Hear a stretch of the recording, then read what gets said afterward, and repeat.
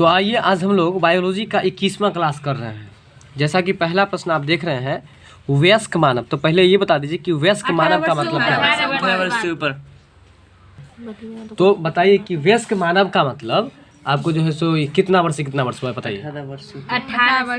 18 वर्ष से ऊपर जो होता है वो आपको वयस्क मानव होता है। और देखिए ध्यान से सुन लीजिए 0 से 6 वर्ष तक कौन अवस्था, 6 से 12 वर्ष तक 12 से 18 वर्ष तक और 18 के बाद क्या अवस्था, समझ गए।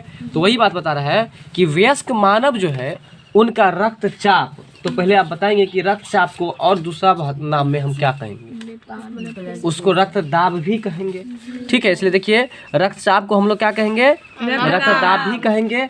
और रक्तदाब को अंग्रेजी में हम लोग क्या बोलते हैं, ब्लड प्रेशर बोलते हैं। और शॉर्ट में क्या बोलते हैं, बीपी बोलते हैं। ठीक है, तो वयस्क मानव का जो सामान्य रक्तदाब होता है वो कितना होना चाहिए, 120 बट्टा कितना होना चाहिए, 120 बट्टा 80 होना चाहिए। अब ये बताइए कि अगर आपका बीपी कभी मापा जाए और 120 से ज़्यादा हो तो आप समझ जाएंगे ना कि इसका मतलब है कि मेरा बीपी बढ़ गया है और हमको इस पर कोई ना कोई उपाय करना चाहिए। ठीक है, तो बताइए कि वयस्क मानव जो होते हैं उनका बीपी कितना होना चाहिए भाई, 120 बट्टा 80 होना चाहिए।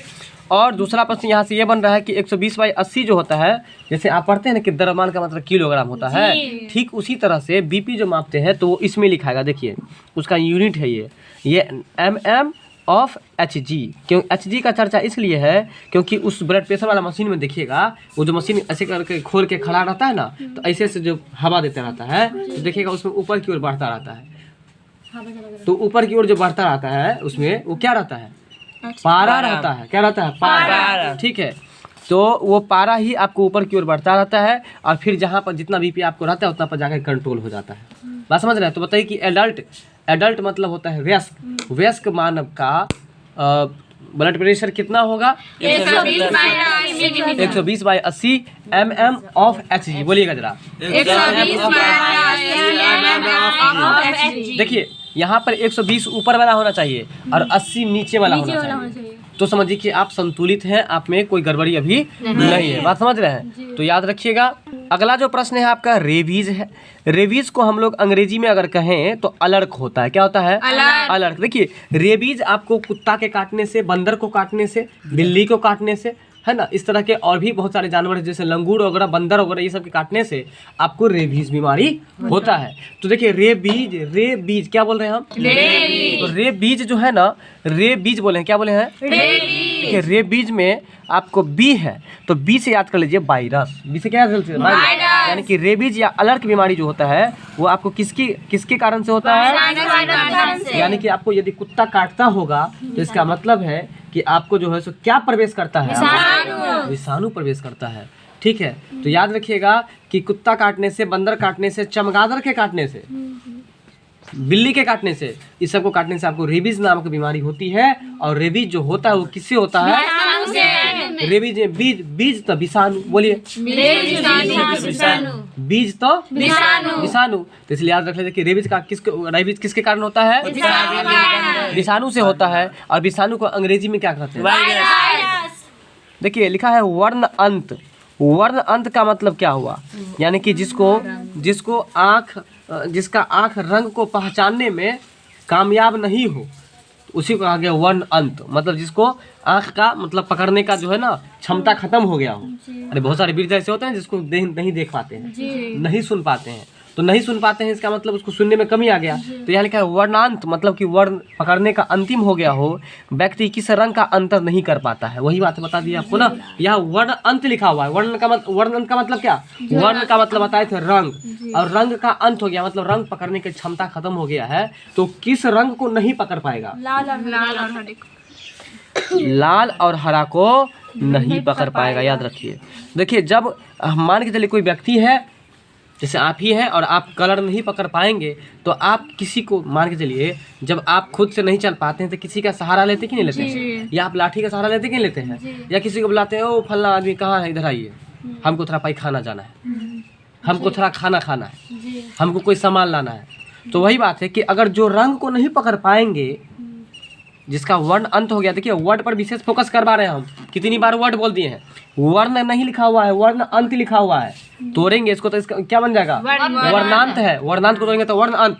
वर्णन का मतलब कि वर्ण को पकड़ना, रंग को पकड़ना किसी के अंदर खत्म हो गया है तो कौन सा रंग को नहीं पकड़ पाएगा।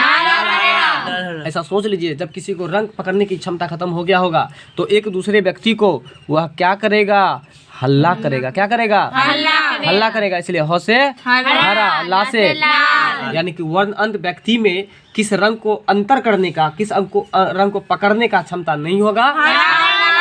बताइए कि प्राथमिक रंग के अंतर्गत क्या सवाल, लाल, हरा, नीला, लाल, नीला, पीला।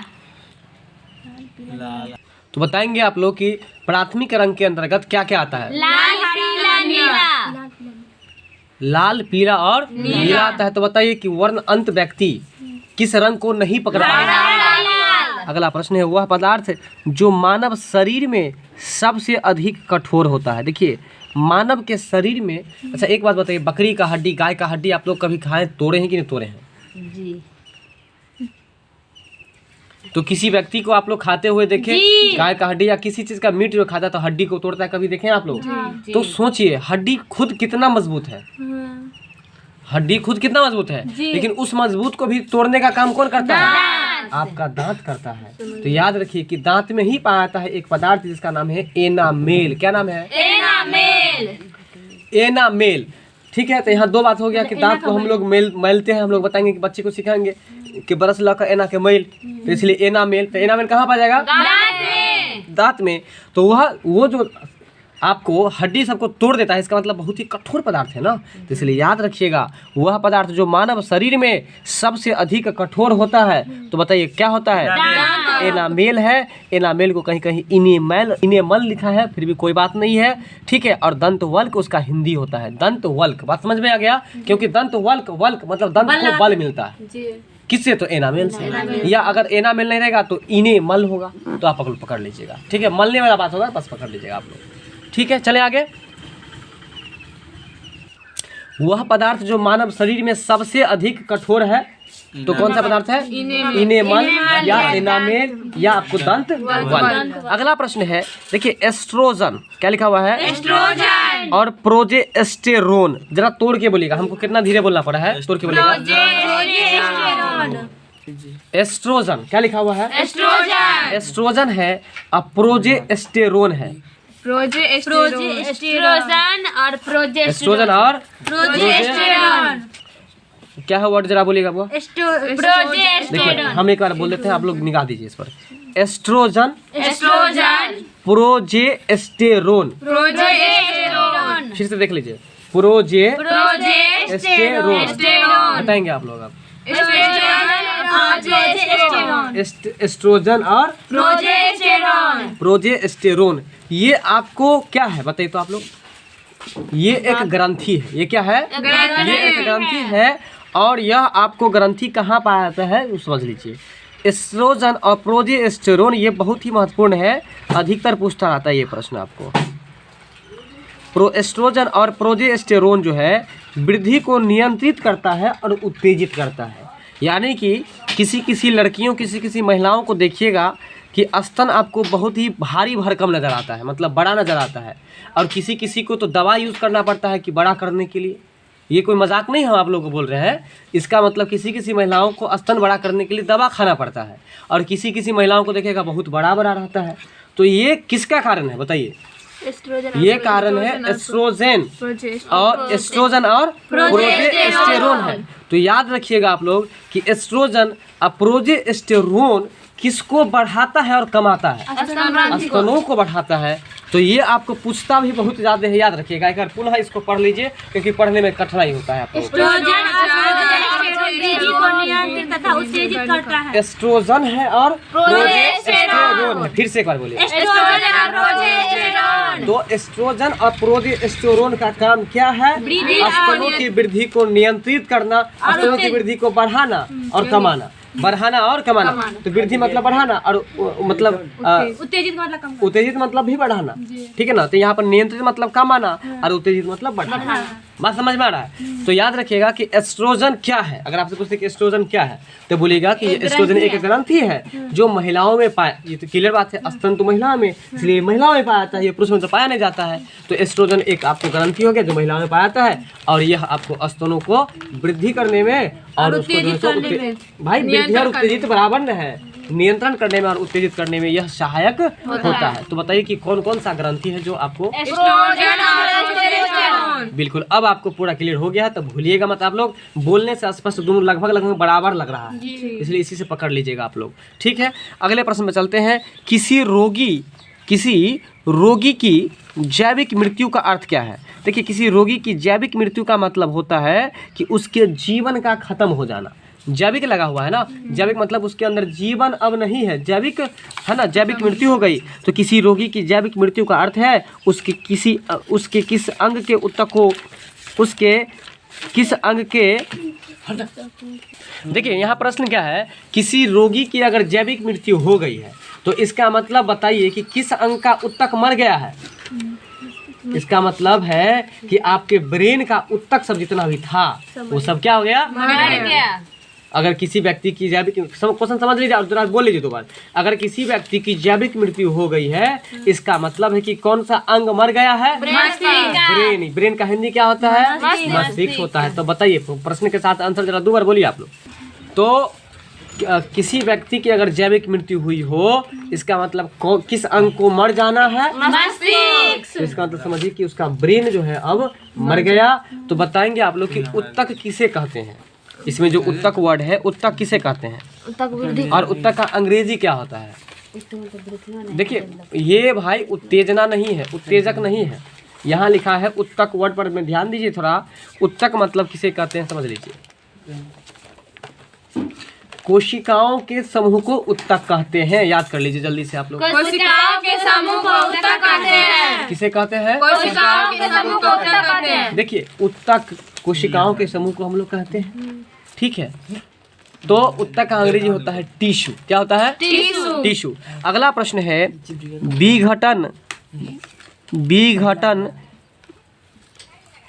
विघटन नाभिकता का कारण क्या है। तो अस्थायी न्यूक्लियस। विघटन नाभिकता का कारण क्या है, अस्थायी न्यूक्लियस। विघटन नाभिकता का कारण क्या है, अस्थायी न्यूक्लियस। विघटन नाभिकता का कारण क्या है, अस्थायी न्यूक्लियस। तो इस प्रश्न को आपको रटना पड़ेगा, तो जल्दी से आप लोग 2-4 बार इसको रट लीजिए, ठीक है। तो न्यूक्लियस का मतलब होता है परमाणु। क्या होता है, परमाणु। न्यूक्लियस का मतलब क्या होता है, परमाणु। तो बताइए कि विघटन नाभिकता का क्या कारण है, न्यूक्लियस का मतलब परमाणु। चलिए तो बताइए कि परमाणु के नाभिक में कौन कौन सा कण रहता है। चलिए तो विघटन नाभिकता का कारण क्या है, तो अस्थायी न्यूक्लियस है। अगला प्रश्न है कि सेलुलोज, सेल से बना है सेलुलोज। सेल से क्या बना है, सेलुलोज मुख्य घटक है। मतलब कि सेलुलोज जो है किसका मुख्य घटक है, कोशिका भित्ति का। तो एक प्रश्न यहाँ से बन रहा है, जरा याद रखिएगा कि मानव का जो कोशिका है और पशु ये पेड़ पौधा का जो कोशिका है मतलब पादप कोशिका, इस दोनों में एक अंतर है। मतलब अंतर तो बहुत सारा है लेकिन सबसे मेन अंतर ये है कि आपको जंतु कोशिका में कोशिका भित्ति नहीं पाई जाती है, लेकिन पेड़ पौधा में कोशिका भित्ति पाई जाती है। याद रखिएगा ये बात, ठीक है। चलिए सेलुलोज मुख्य घटक है तो किसका भाई, तो कोशिका भित्ति का। इसको ऐसे पढ़िएगा आप लोग कि सेलुलोज किसका मुख्य घटक है, सेलुलोज किसका मुख्य घटक है, कोशिका भित्ति का, ठीक है। अगला प्रश्न है सबसे पहले open heart surgery. Open heart मतलब समझ लीजिए, समझ में आ गया होगा। ओपन मतलब खोलना, पहले आपके दिल को खोला जाएगा ना ऑपरेशन करके, फिर इसके बाद आपके हार्ट मतलब क्या होता है, दिल। और सर्जरी मतलब क्या होता है, ऑपरेशन करना। सर्जरी मतलब क्या होता है, ऑपरेशन। तो कहता है कि सबसे पहले, है ना। देखिए यहाँ पर ये ऐसे नहीं पूछता है, इसका हिंदी ये पूछता है कि हृदय प्रत्यारोपण सबसे पहले किसने किया। हृदय प्रत्यारोपण का मतलब फिलहाल में लालू का भी हृदय बदला हुआ है।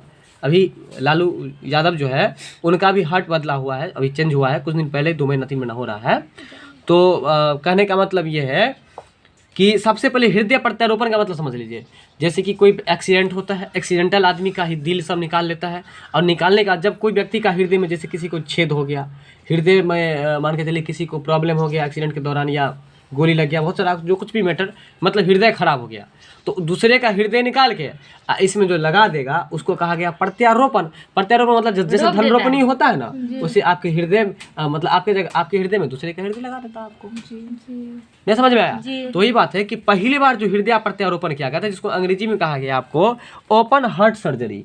हार्ट मतलब हार्ट का स्पेलिंग आता है ना, HEART, heart. Open heart surgery यह सबसे पहले किसने किया था? तो क्रिश्चियन बर्नार्ड ने किया था। किसने किया था? क्रिश्चियन बर्नार्ड ने किया था। अब खुद सोचिए, जब पहली बार किसी को दिल लगा होगा तो उसे बहुत सारा सामान बना हुआ लगा होगा ना, बहुत सारा सामान बना हुआ लगा होगा ना। अब आपको एक्सीडेंट हो जाता है तो आप इसमें स्टील लगाते हैं, तो आप बनुआ लगाते हैं ना, इसलिए याद कर लीजिए बनुआ से बर्नार्ड। यानी कि सबसे पहले हृदय प्रत्यारोपण किसने किया था? इसका अंग्रेजी है open heart surgery. Open heart surgery के सबसे पहले किसने किया था? अब प्रश्न लगता है कि आपको समझ में आ गया होगा। अब आपका अगला प्रश्न है कासनी या चिकोरी, कासनी या चिकोरी निकाली जाती है, तो बताइए कहाँ से निकाली जाती है? कासनी या चिकोरी कहाँ से निकाली जाती है? ठीक है, तो देखिए वैसे समझ लीजिए, अगर आप चाहते हैं किसी पेड़ को जड़ से उखाड़ना तो उसको आपको कस के पकड़ना होगा। बात समझ में आ रहा है कि नहीं? इसलिए याद कर लीजिए कि कस के पकड़ना होगा, या आपको जड़ मजबूत करना है पढ़ने में तो आपको कस के पढ़ना होगा। क्लियर है? इसलिए याद कर लीजिए कि कासनी, और वो भी पकड़ना होगा, मान के चलिए जड़ से पेड़ को हिलाएंगे तो चारों ओर से पकड़िएगा ना, कि एक ओर से पकड़ के हो जाएगा आपको? नहीं होगा। देखते हैं कि रस्सी उसी फंसा करके सब रखता है ना, तब ना जड़ से उखड़ता है। तो इसलिए याद कर दीजिए कि कासनी, जिसको हम लोग चिकोरी भी कहते हैं, तो कासनी या चिकोरी कहाँ से निकाली जाती है? जड़ को अंग्रेजी में क्या कहते हैं? रूट कहते हैं। क्या कहते हैं? रूट कहते हैं हम लोग। तो अब आगे चलते हैं। यहाँ पर हम आपको बताएं कि कासनी को ही हम लोग दूसरा नाम चिकोरी भी कहते हैं। तो चिकोरी कहे या कासनी कहे, ये आपको कहाँ से निकाला जाएगा? जड़ों से निकाला जाएगा। और हम आपको बताए थे इसमें ट्रिक कि अगर किसी पेड़ के जड़ को हिलाना है तो हमको उसको कस के पकड़ना होगा और चारों तरफ से पकड़ना होगा, यानी कि चारों ओर से पकड़ना होगा। यानी कि कासनी और चिकोरी ये आपको कहाँ से निकाली जाती है? जड़ से। और हम आपको पूछे थे कि जड़ का अंग्रेजी क्या होता है, तो बताइए कि जड़ का अंग्रेजी क्या होता है? जड़ का अंग्रेजी आपको रूट होता है। क्या होता है? रूट। ROOT, रूट मतलब क्या होता है? तो बताएंगे कासनी और चिकोरी कहाँ से निकाली जाती है? अब तो नहीं भूलिएगा ना। अगला प्रश्न है ग्लूकोज को, किसको बताएंगे आप लोग? ग्लूकोज का सूत्र क्या होता है? H12O6 ग्लूकोज का होता है। सुक्रोज और फ्रक्टोज का भी वही होता है। तो ग्लूकोज को इथाइल अल्कोहल में जो प्रकीर्ण बदलता है वो है तो जाइमेज। कहने का मतलब ये है कि ग्लूकोज को इथाइल अल्कोहल में जो एंजाइम बदलता है, एंजाइम का देखिए, एंजाइम हम लोग बहुत दिन से पढ़ रहे थे, लेकिन आज एंजाइम का हिंदी भी आप लोग समझ लीजिए। एंजाइम का हिंदी क्या होता है? प्रकीर्ण। क्या होता है? तो बताएंगे आप लोग कि ग्लूकोज को इथाइल अल्कोहल में जो बदलता है वो क्या बदलता है? जाइमेज। क्या बदलता है? ये ग्लूकोज को इथाइल अल्कोहल में कौन बदलता है? प्रश्न के साथ जरा बोलिए तो कैसे बोलिएगा? ग्लूकोज को इथाइल अल्कोहल में जाइमेज एंजाइम बदल देता है। जाइमेज एंजाइम फिर से बोलिए तो क्वेश्चन के साथ। सही बात है। ग्लूकोज को जाइमेज एंजाइम में कौन बदलता है? ग्लूकोज को इथाइल अल्कोहल में कौन बदलता है? जाइमेज क्या है? एक एंजाइम है। और एंजाइम का हिंदी क्या होता है? प्रकीर्ण। क्या होता है? प्रकीर्ण होता है। बताएंगे आप लोग कि ग्लूकोज का सूत्र क्या होता है? C6H12O6। अब बताइए तो ग्लूकोज को इथाइल अल्कोहल में कौन बदलता है? जाइमेज क्या है? एंजाइम का हिंदी क्या होता है? चलिए इसके बाद अगला प्रश्न है मानव शरीर में श्वसन कार्य का केंद्रीय नियंत्रण कहाँ से प्राप्त होता है? देखिए मानव शरीर में श्वसन कार्य का केंद्रीय नियंत्रण कहाँ से प्राप्त होता है? बताइए। मेडुला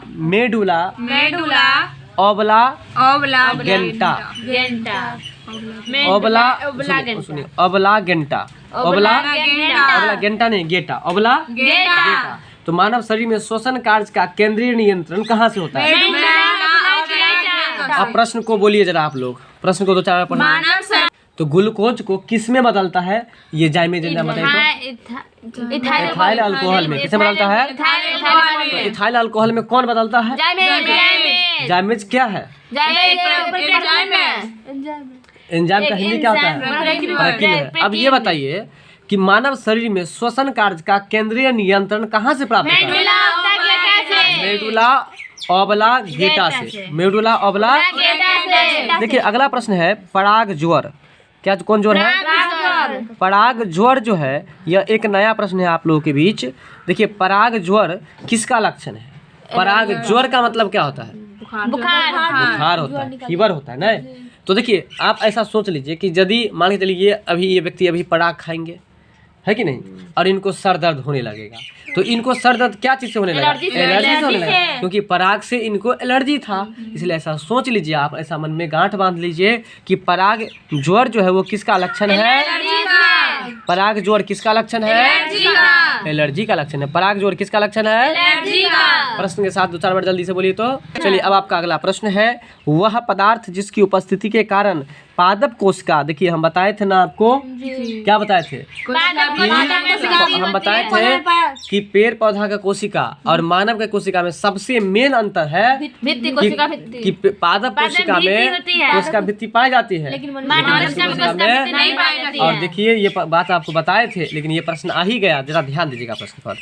लिखा है कि वह पदार्थ जिसकी उपस्थिति के कारण पादप कोशिका मतलब पौधों की कोशिका और पशु कोशिका या आदमी का कोशिका भी ले सकते हैं, पशु कोशिका में अंतर पाया जाता है। तो क्या अंतर पाया जाता है?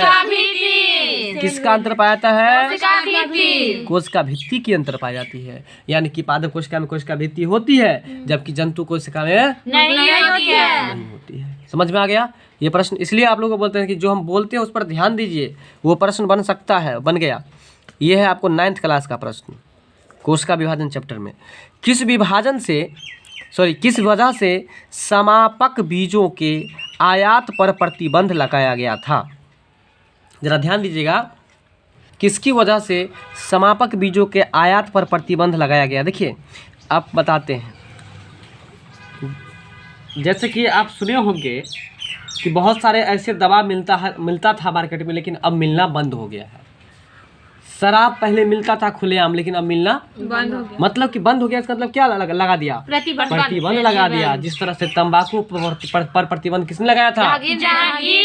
उसी तरह से अब ये प्रश्न क्या बता रहे हैं मुझे भी नहीं पता, बस ये समझिए कि समापक बीज उस पर उसके आयात पर, आयात मतलब खरीदने पर, समापक बीज को खरीदने पर क्या लगा दिया गया? प्रतिबंध। क्यों लगा दिया गया था भाई? तो क्योंकि इन बीजों में आनुवांशिक रूप से वे गुणधर्म होते हैं जिनसे आगे और बीज पैदा नहीं हो सकते।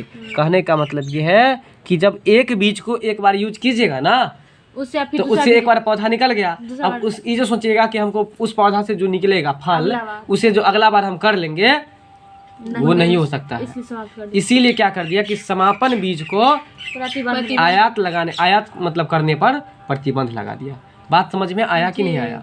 और यह उसके कहता कि वह खानदानी लक्षण था। खानदानी कैसे पकड़े हम? अनुवांशिक मतलब खानदानी ना होता है। इन बीजों पर अनुवांशिक रूप से वे गुणधर्म होते हैं, मतलब ऐसा गुण होता है उसमें कि जिनसे आगे बीज पैदा नहीं हो सकते। अब लगता है कि प्रश्न समझ गए होंगे आप लोग, तो आगे हम चले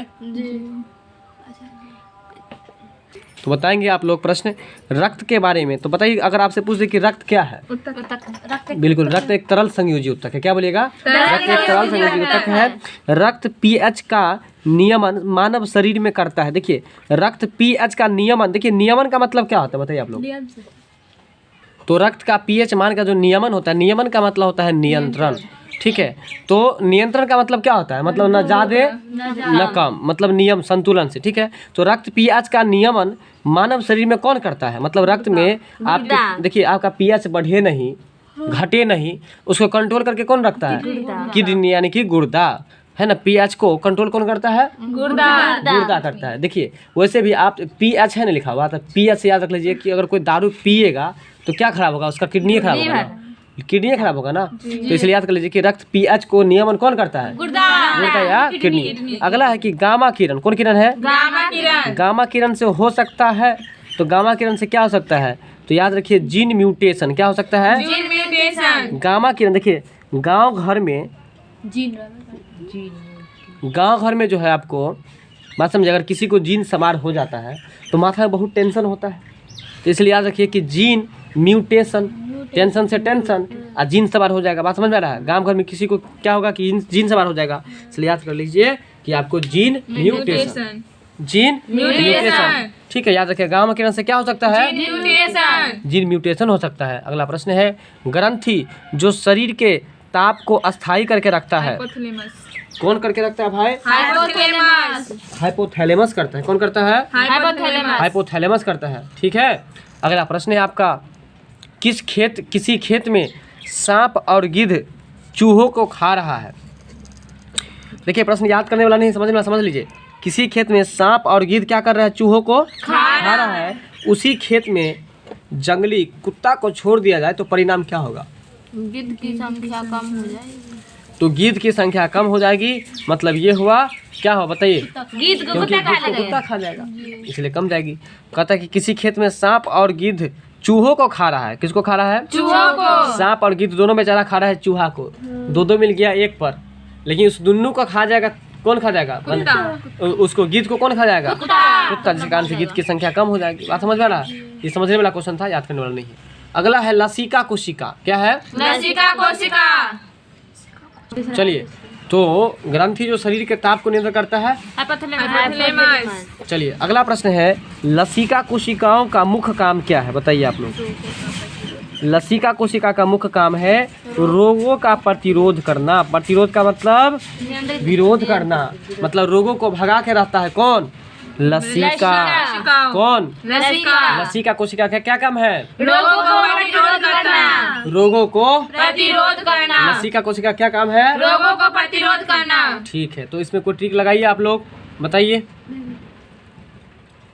लसिका कोशिका का क्या काम है बताइए? रोगों को प्रतिरोध करना। रोगों को प्रतिरोध करना। अगला प्रश्न है अब आपका, देखिए रक्त क्या है? रक्त एक प्रकार का उत्तक है। रक्त एक प्रकार का उत्तक है। उत्तक है। पौधों में जड़ों के मार्ग से पानी पहुंचने का कारण क्या? देखिए पौधों में जड़ों के मार्ग से पानी के पहुंचने का कारण पूछ रहा है, किसके माध्यम से? सोने पूछ रहा है। कारण क्या है? तो देखिए पौधों में जड़ों के मार्ग से पानी पहुंचता है पत्ती तक, तो उसके सीड जो रहता है उसका कैसे रहा? कैसे रहता है? किसिकत क्रिया के कारण। ये पहले तो पढ़ा दिए थे आप लोगों को। आंत्र ज्वर जो कि कल पढ़े थे, जिसको आंत्र ज्वर को क्या कहा जाता है बताइए? टाइफाइड, जिसको मियादी बुखार भी कहा जाता है, क्योंकि उसमें आंत प्रभावित होता है। किसमें? टाइफाइड में। तो आंत्र ज्वर किसके कारण होता है? किसके कारण होता है? जीवाणु का अंग्रेजी क्या होता है? तो बताइए रक्त क्या है? एक उत्तक है। और पौधों में जड़ों के मार्ग से जो पानी पहुंचता है उसके कारण। के माध्यम से। आंत्र ज्वर किसके कारण होता है? जीवाणु के कारण से। आंत्र ज्वर का मतलब यानी कि टाइफाइड। टाइफाइड किसके कारण से होता है? जीवाणु। चलिए वह अंतःस्रावी ग्रंथि जिसे मास्टर ग्रंथि कहते हैं उसको क्या कहा जाता है? तो धमनियों का रक्तदाब कहा जाता है। धमनियों का रक्तदाब कहा जाता है। तो बताइए कि मास्टर ग्रंथि किसको कहा जाता है? पीयूष ग्रंथि। किस ग्रंथि को? पीयूष ग्रंथि को। ठीक है, तो बताएंगे आप लोग कि वह अंतःस्रावी ग्रंथि जिसे मास्टर ग्रंथि कहा जाता है उसको क्या कहा जाता है? धमनियों का रक्तदाब कहा जाता है। अब अगला प्रश्न है आपका कि हीमोग्लोबिन। बताइए हीमोग्लोबिन के कारण से खून का रंग कैसा होता है? लाल। वही बात लिखा है कि हीमोग्लोबिन महत्वपूर्ण घटक है। किसका घटक है? लालोदीप कोशिकाओं का। बताइए तो लालोदीप कोशिकाओं का अंग्रेजी क्या होगा? Full form? Red blood cell. अगला है कि मानव शरीर में वह अंग जो ग्लाइकोजन के रूप में कार्बोहाइड्रेट को जमा करता है। मानव शरीर में वह अंग जो ग्लाइकोजन के रूप में है ना, ग्लाइकोजन के रूप में कार्बोहाइड्रेट को क्या करता है? जमा करता है। ठीक है, ग्लाइकोजन के रूप में। प्रश्न को जरा पढ़िए आप लोग। तो बताएंगे आप लोग कि मानव शरीर में कौन सा अंग है जो ग्लाइकोजन को कार्बोहाइड्रेट में बदलता है। किसको किसने पहले ये बताइए आप लोग। भाई, पहले प्रश्न बताइए। इसीलिए आप लोगों को आंसर नहीं याद रहेगा और भूल जाएगा, इसलिए प्रश्न को देखिए। ग्लाइकोजन को कार्बोहाइड्रेट में ग्लाइकोजन के रूप में कार्बोहाइड्रेट को जमा करता है। मानव शरीर में वह अंग जो ग्लाइकोजन के रूप में, किसके रूप में, ग्लाइकोजन के रूप में कार्बोहाइड्रेट को जमा करता है। तो बताइए कौन सा अंग है जो कार्बोहाइड्रेट को जमा करता है। यकृत को अंग्रेजी में क्या कहते हैं। तो बताइए कि मछली के लीवर में कौन सा विटामिन पाया जाता है।